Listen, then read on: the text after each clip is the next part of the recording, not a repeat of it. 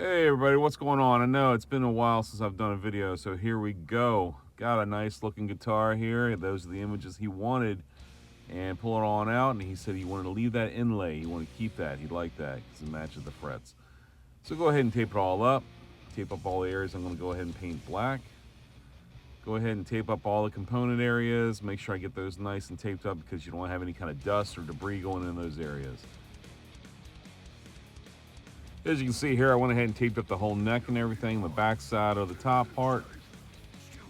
Go over the whole thing with 500 grit, sand down real good, then around the edges, chase everything with some great Scotch-Brite.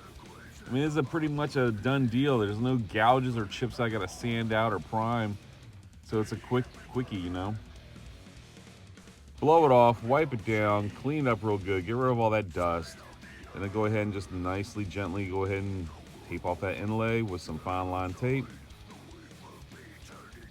Get some paper out, lay it on there, tape it down good. And I do a light sketch around the edges, kind of figure out my borders, where all the components going to go, and I hit where all the holes are. And what I want to do is I want to do a drawing that doesn't have a focal point in an area where like there's a knob or something. Get out some base color black from House of Color, do a light dust of black over the whole thing, not going too heavy, because I want to airbrush and paint over it. Hit with a little bit of chalk transfer off the back of that drawing, and I do a quick sketch with my pinstriping just because I'm just kind of throwing it in there. This is the part where I just kind of sketch with the pinstripe and paint, figure out where I'm putting things, kind of lay it out there a little bit heavier. At this point, I just start overthinking it, and I start getting all freaked out about the image they gave me, and I'm trying to make it look like the image, and I'm like, it's not looking like it, and I just start and I just loathed it, man. For a while, I just set it off to the side and just didn't touch it, and just kept thinking about it. And at night, I kept thinking about it. And the morning, I'd think about it, and I was getting obsessed thinking about how I was going to screw this up and what was going to be right.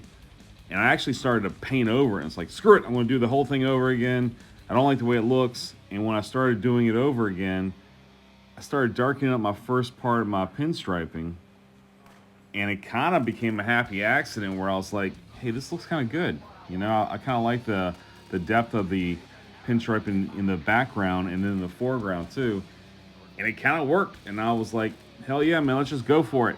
And I started doing it, and it started looking great to me. I mean, everyone's got their opinion. You can hate it, and that's totally fine. I don't really care what you think because I'm doing this for him. Anyway, so I got into it, man, and I really got into it. I started overdoing it and making it look right, started shadowing it and everything, and it just, I became super happy with it. And when you become happy with what you're doing, it's going to be great because you're proud of what you're doing. I don't know. Anyway, blah, blah, blah, blah, blah. You know, like right here, you know, I'm just kind of zoning out, just kind of working on it, just diddling with it, blah, blah, blah, blah, blah. Just add more texture to it and doing things. It's sort of like, you know, when old school days, you had a corded phone in your kitchen, you just kind of like a 20-foot line, and you're stuck there in that area. So you just kind of like doodle on paper and just talk. It's kind of what I was doing the whole time, just kind of just add more and more to it.